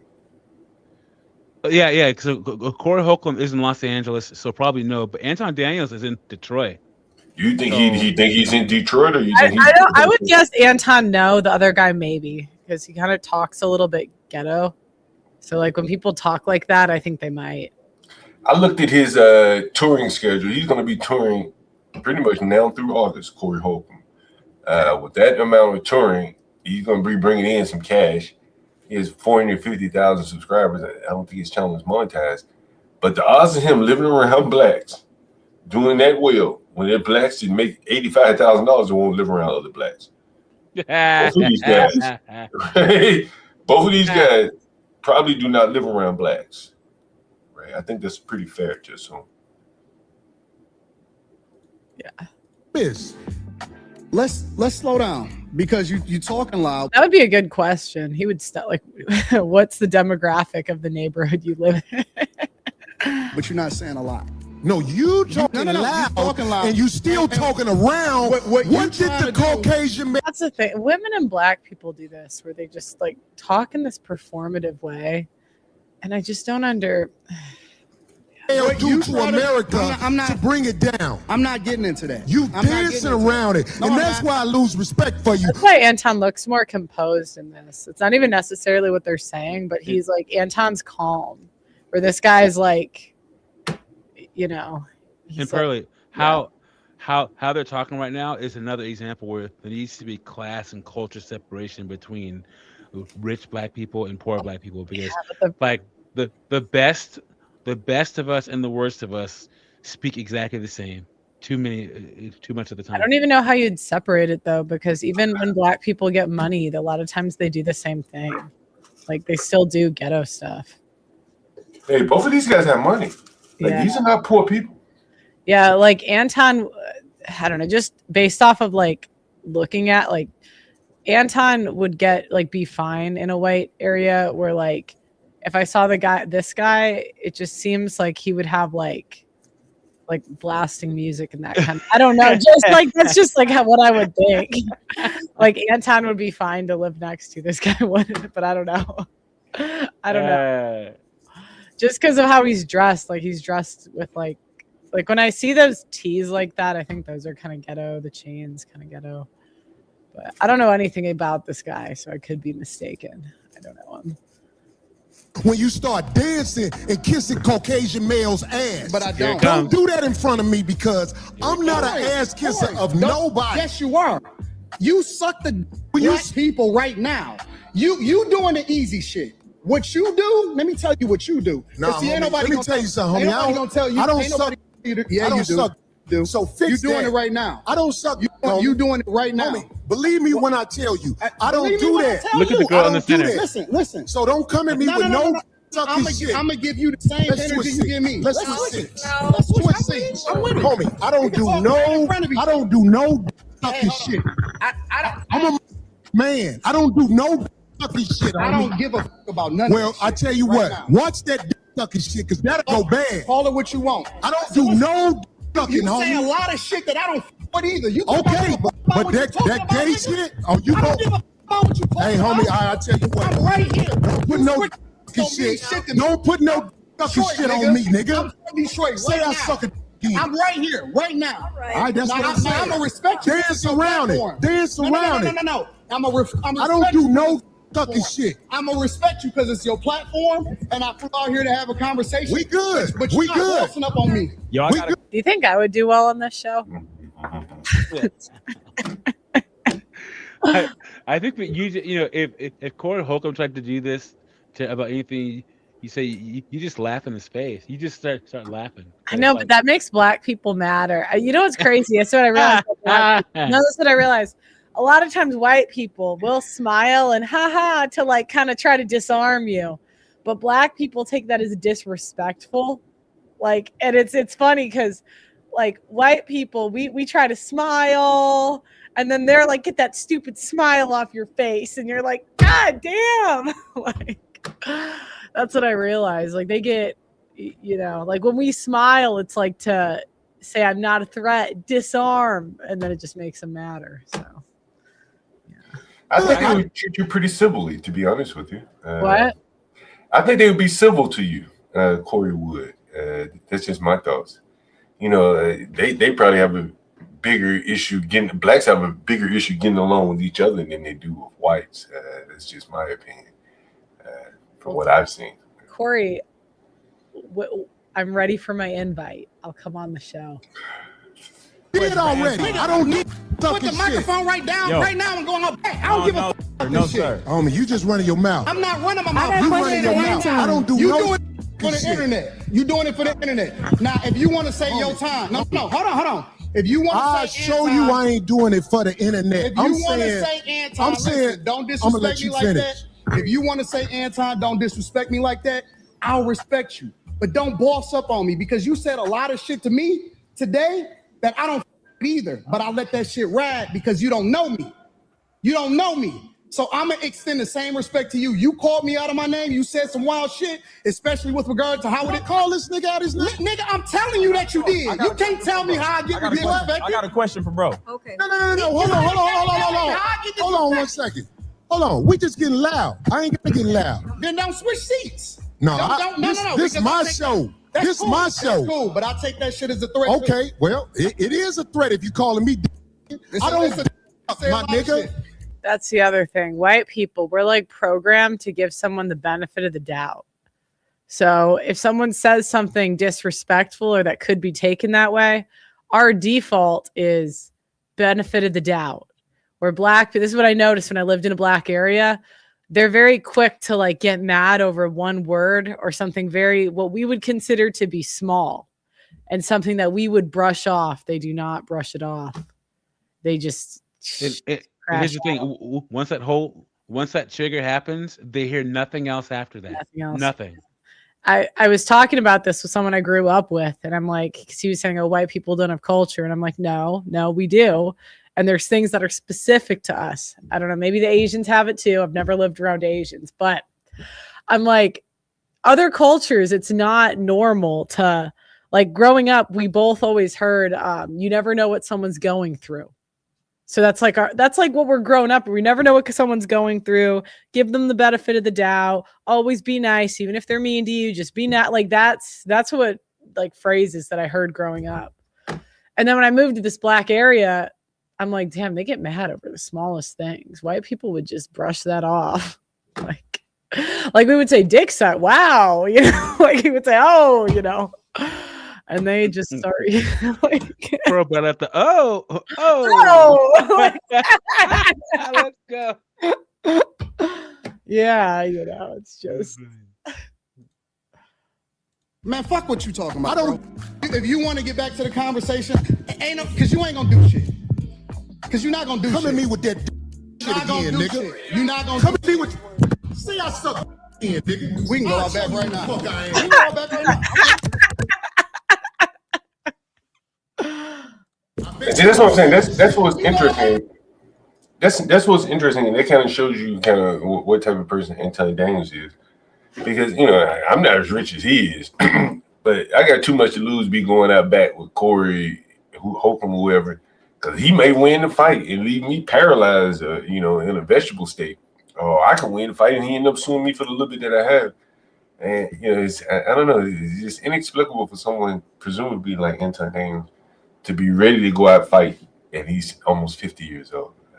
He's a little bit younger than me. Doug and Pierre, what do you think? Yeah, man. Once you get something to lose, it ain't worth it.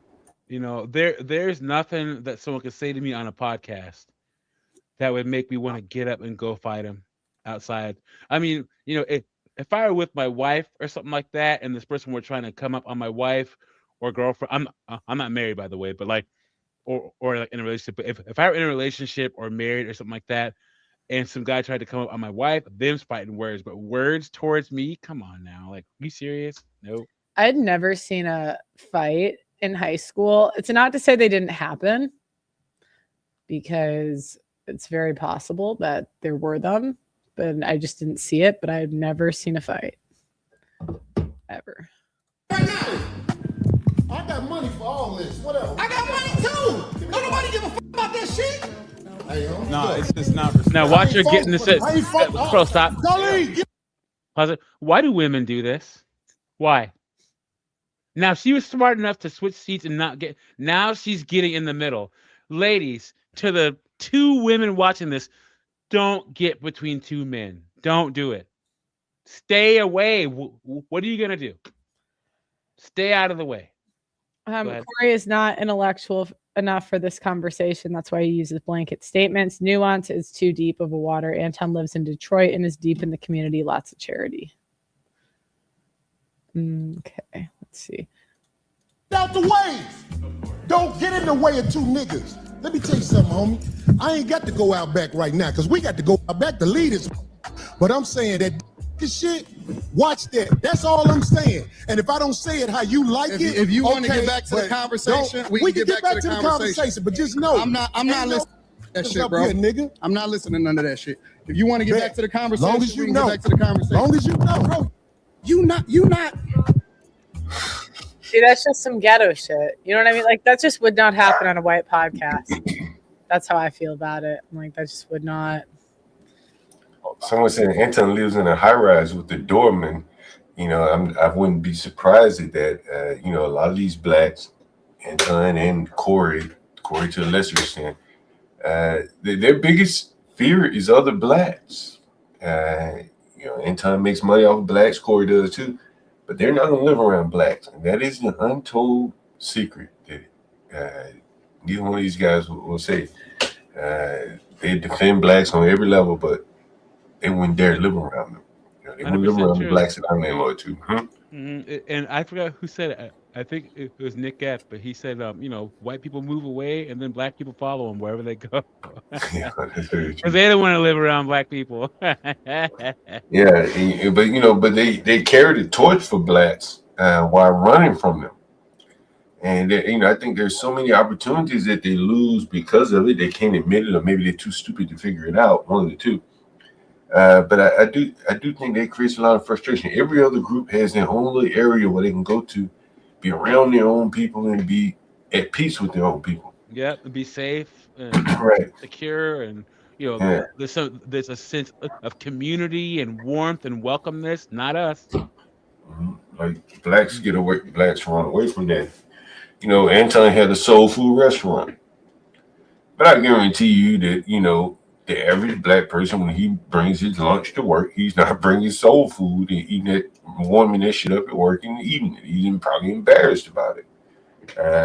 And so on it goes, and that, they're somewhat embarrassed about how they live. They don't want to live around each other, but they can't admit these things.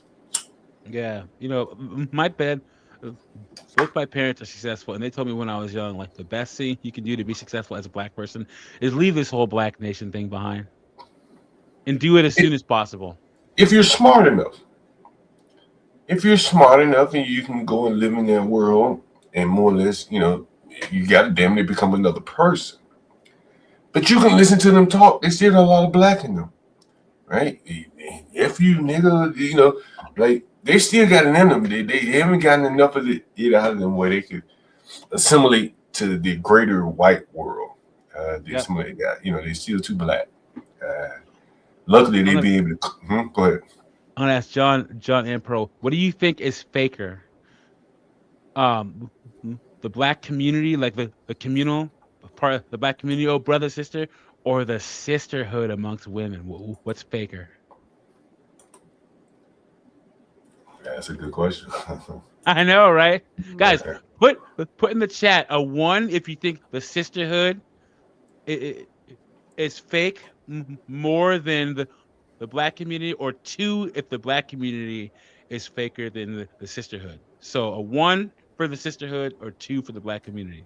The next one we're going to watch is Candace Owens from like 10 years ago. Someone asked me to react to her TED Talk. I guess it's pretty left leaning. Like, so I don't know. Someone sent this to me. All these 1s, all these 2. It's right down the middle so far. I'm sorry, go ahead. You can make a poll. Get out of here. I'll be watching from the bushes, okay?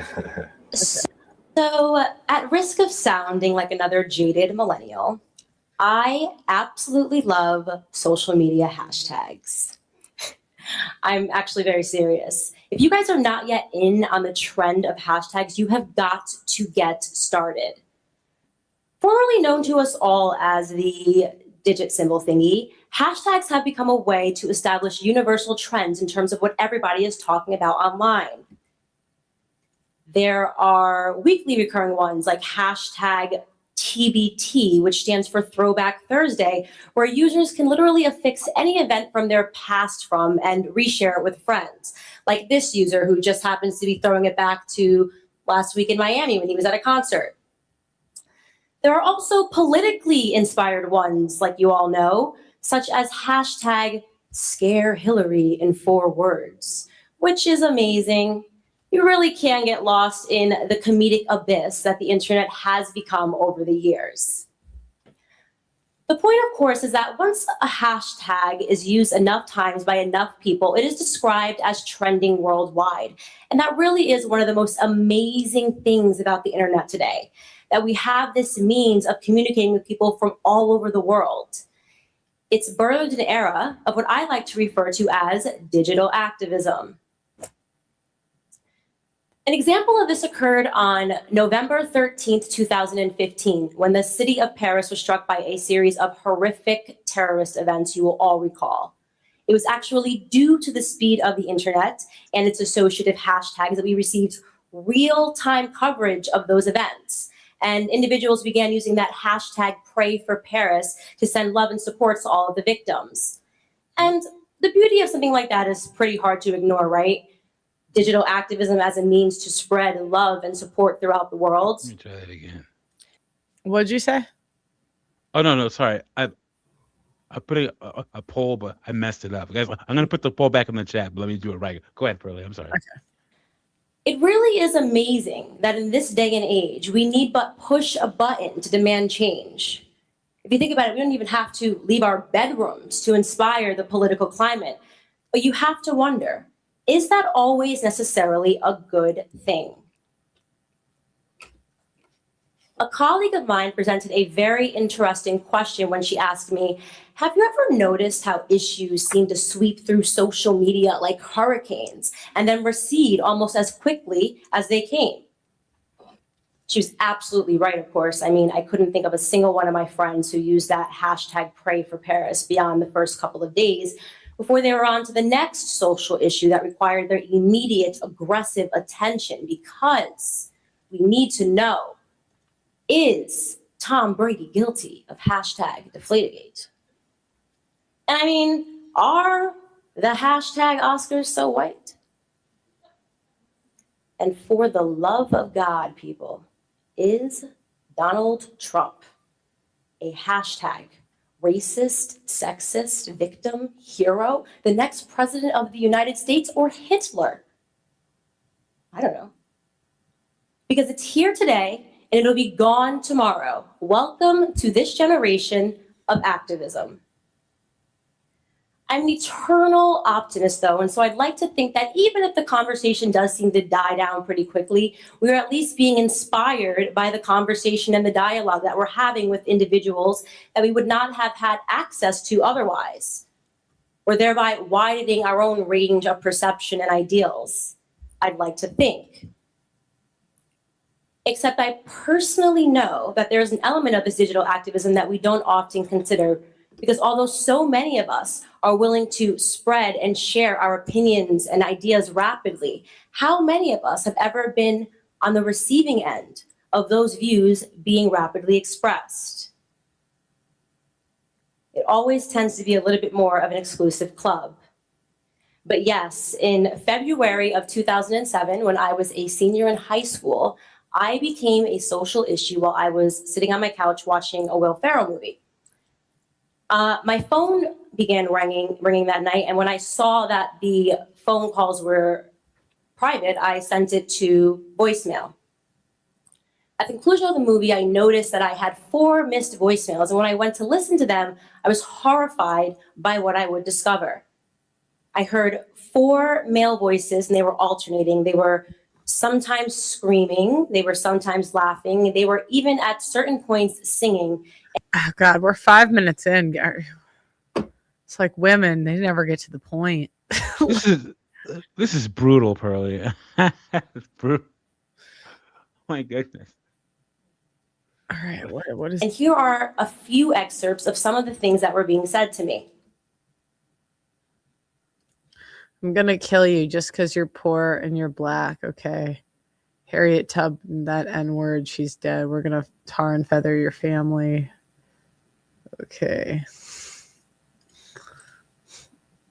Fucking Rosa Parks, that effing N-word, she's dead. Okay.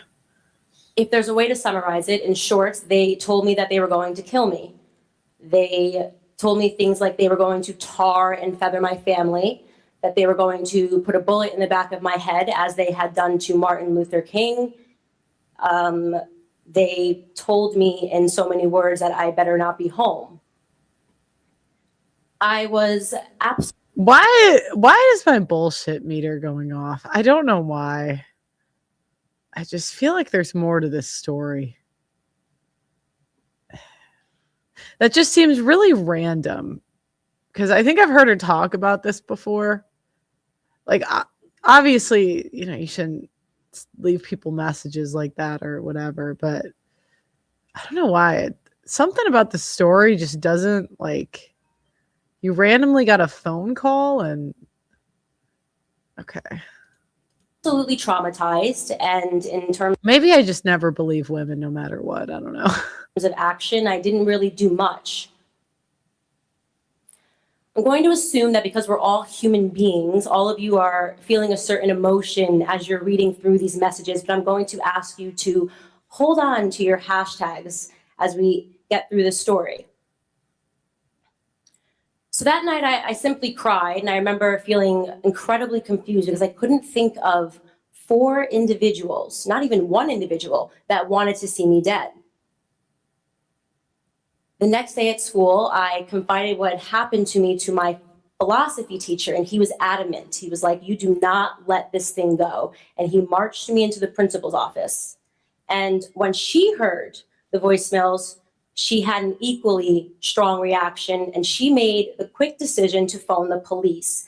And that was the beginning of what would become a very dark period of my life. Because I was absolutely correct in my assessment that there were not 4 individuals that I knew that wanted to see me dead. In fact, it would turn out that 3 of those individuals were complete strangers to me. And by some random stroke of my own misfortune, one of those strangers happened to be the current governor of Connecticut's son. And so the issue very quickly became hashtag. And she sued. She got like paid out for this. Any thoughts so far, Doug? MPA? No, not really. I mean, every time I hear Candace now, I just think of her saying that Charlie Kirk was a time traveler from Okay. Politics. And we all know that the figurative hurricane swept right on in. My face was splattered across the front page of every newspaper throughout the state of Connecticut. The FBI was called in due to its unusual strand of high profile to analyze the voice messages. Wait, so she worked with the NAACP and then went on to do conservative politics? Yeah, that's crazy. She like sued for a hate crime? And that, wow. Women are incredible. Sorry. And the voices on them. News stations would replay them over and over again because they wanted to make sure everyone was made privy to what a politician's son was involved in. I also had NAACP members who I had never spoken to prior waiting on the front steps of my high school with cameras in tow to speak out on the horrors of what a Black girl. Just kind of crazy how like the way she's telling this story, you just would think she went to war or something instead of got like one voicemail. Yeah. You know what I mean? You could tell she's told this story so many times. It would be kind of cool. I mean, this is a long time ago, but like at this time when it happened, to ask the type of questions that you've asked to women when they tried to say this on your pregame show, because you would probably tear this whole story apart. Just something about this story doesn't add up. Like, she didn't know 3 of them. What provoked the first one? So was going through. She's a woman. It could have been anything, really. Yeah, I know. Parents fought at home. My sisters got into physical altercations at school, defending me against all of the chatter that was drummed up by students and teachers alike. Because as we all know, in any of these types of situations, it doesn't really shock me that her sisters got into physical altercations. It's like Black people shit. Sorry. Situations, everyone feels a need to take a side. And me, I see. That's why I kind of wanted the landlord to stay, because I wanted to see what he thought about this. Like I was curious what he would say if there is something I'm missing. Maybe Candace made up the voice messages. Maybe she called herself. No one had been arrested yet. It was just an investigation. I made the decision then to start homeschooling while the investigation continued, and it concluded nearly 2 months later. It took 2 months before all of the boys involved were arrested and before I was able to return back to school. And Wait, she got them arrested for a voicemail?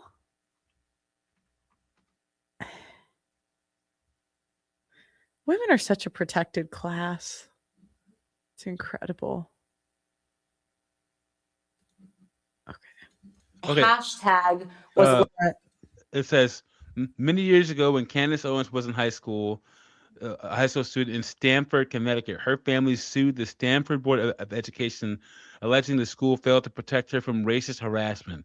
The case was settled for $37,500 with no admission of wrongdoing.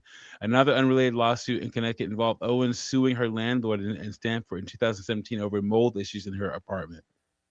So, yeah, guys in the back, the link was just for the landlord. It wasn't for other people. In the back, the thing. To shift into the societal subconscious. And then, of course, everyone forgot about my story.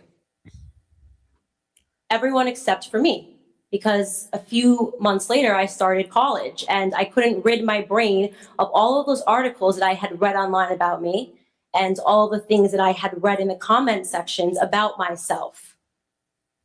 I was naturally terrified that incoming freshman students that could potentially be my friend would discover these articles and form presumptive hashtags about my character. And I certainly didn't want them to think that I was a hashtag race baiter or that I was hashtag trouble or hashtag anything else. But I couldn't control the internet.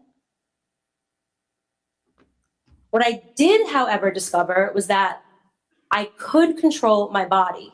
And I began manifesting that experience through severe anorexia, a disease that would stick with me for the next 5 years. This is a photo that was taken of me 3 years later in 2010, and I went on to lose about 10 pounds after it was taken. And if Does she look anorexic to you? Yeah, look at her arms. She's pretty skinny there. I think she'll always have those curves in her face, but like, look at her arms. Yeah, those skinny arms right there. I am being completely honest on this stage right now, I remember my anorexia very dearly. I had an affectionate relationship with it. It was very hard for me to let it go because it was my best friend for 5 years. It gave me control of my life back. I felt somehow that with every calorie that I avoided, I was also avoiding You back when TED problems Talks were from actually my a useful past. thing, Pearly? I don't remember them ever being useful, but again, I just remember being women bitching for an hour. But I was about to say that now it's just a bunch of female therapy sessions. Go ahead. Yeah, I don't. Maybe there was a time when they were useful. I don't remember it. And those problems retrospectively could have been solved if somebody had just said sorry and taken responsibility for what happened, which never happened.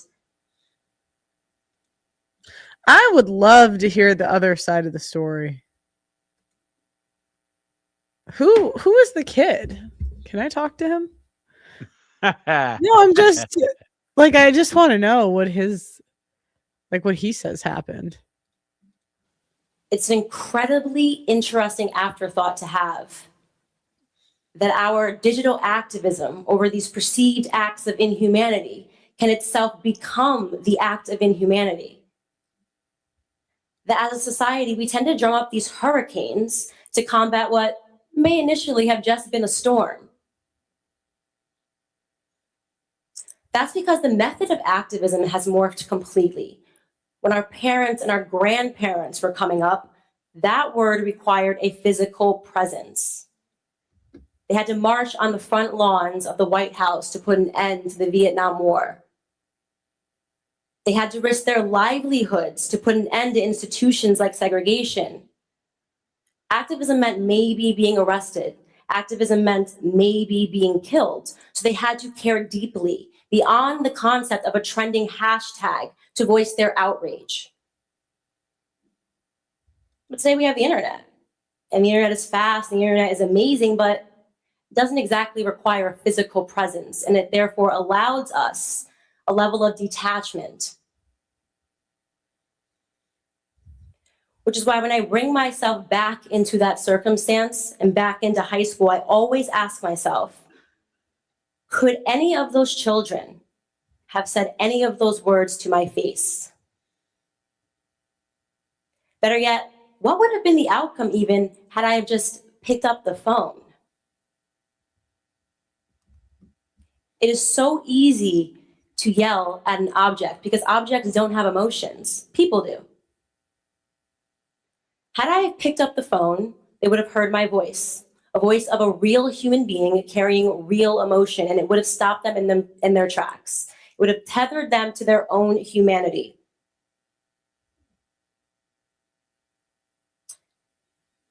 All of those emotions you had when you first read those messages, I'm going to politely ask you to just forget about them. Because the truth is, those children were not monsters. Those children were not hashtag racist or anything else. Those children, like me, were social lab rats. People tend to forget it, but it was us millennials that watched the world move from a beeper to a cell phone to text messages and videos sent around the world in what felt like a matter of nanoseconds. You see that green line that just starts trending upward right around 2012? That represents the increase in core digital technologies over the years. It was us millennials that were the school children of those technological advancements. We were the unwitting participants in a great social experiment. We were first handed AIM, and then it was Facebook and Twitter and hashtags with no formal guide as to how it might all play out because nobody knew. Nobody thought about it. Nobody considered or contemplated the social implications of all of these changes. I still don't actually think people are contemplating the social implications of all of these changes. We are all existing in a miraculous paradox. As a human race, we have never been more connected or further. What is the point of this story? I don't know. This is brutal. I got. Apart from one another.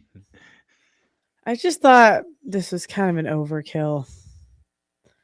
I didn't really think he had to do all that for a voicemail. I mean, it'd be one thing if they were like circling her house or something, but people say they want to kill me all the time. Like, you know. Yeah, you know, you always say that women, you know, they know how to tell a story and make things sound worse than they actually are. I mean, like, who's the guy? You got phone calls and what? Like, there are guys out there in combat zones and, you know, having to watch their friends, you know, leave the earth and stuff. And she's talking about, I got a couple of horrible phone calls. Come on. Is the guy in the Wikipedia? Is the guy involved? I'll message him. I'm just curious what like his side of the story is when I watch this. Oh, I was on Chat GPT. Let me see who was people involved. Apparently, someone made a song out of the black fatigue thing. I'm gonna share this for a second while you look. Wait, hold on. They did the AI. Please take out the weed. Let's go! What? Hold on. Black fatigue. Black fatigue. Jenny Qua, please take out the weed. Black fatigue. Black fatigue. Isn't that funny? Jenny Qua, please take out the weed. Black fatigue. The greatest thing I've ever heard. Now I'm not saying that I'm always right, but I'll tell you, damn it, I was in this case. In this case, I absolutely was. Wait, why did they do that? You should reach out to that person and give them the actual lyrics that you wrote. Oh my god. Because that one was like, oh my god. That's so funny. All right, I've had enough of this.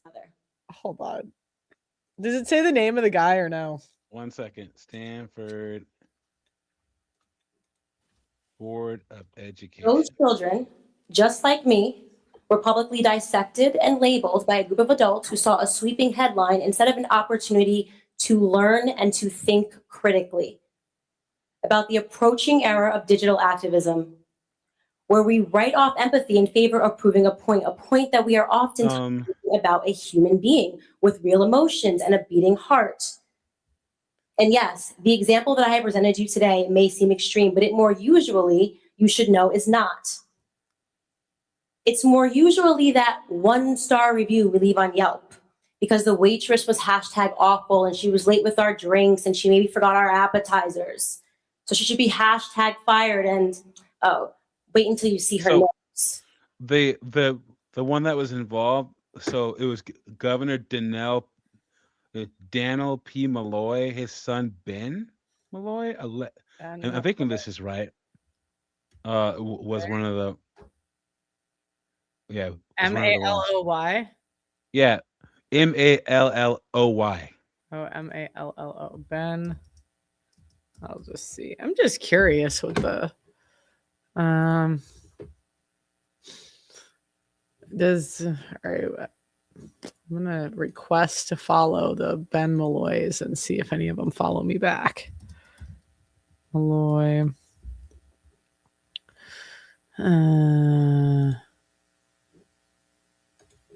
Okay.